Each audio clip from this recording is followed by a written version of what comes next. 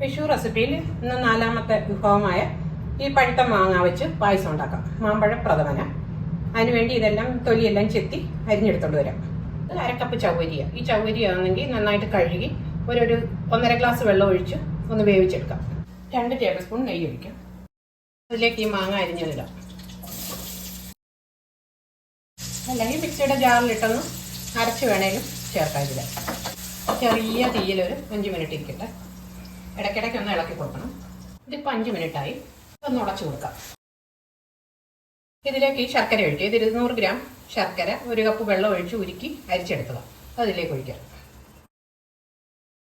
ഈ ചവ്വരി വേവിച്ചതുകൊണ്ട് ഒഴിക്കാം. ഒരു ഞുള്ളുപ്പിടാം ഇതിൽ. ഇതിപ്പം 15 മിനിറ്റായി. ഇത് തേങ്ങയുടെ 2-ാം പാല, ഒരു വലിയ കപ്പിന് ഇത്രയുണ്ട്. ഇത് ഇതിലേക്ക് ഒഴിക്കാം.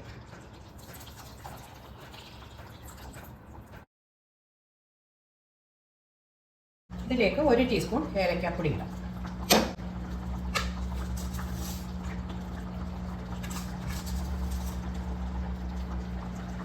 ഒരു ടേബിൾ സ്പൂൺ നെയ്യ് ഒഴിക്കാം. കുറച്ച് കാഷ്നട്ട്, കുറച്ച് ഉണക്കമുന്തിരി, 1 ടീസ്പൂൺ എള്ള്. ഓഫാക്കാം. ഇനി ഒരു അരമണിക്കൂറോളം കിടന്നിത് നന്നായിട്ടത് വഴറ്റിയെടുത്തു. ഇതിലേക്ക് 1 ഗ്ലാസ് 1-ാം പാൽ ഒഴിക്കാം.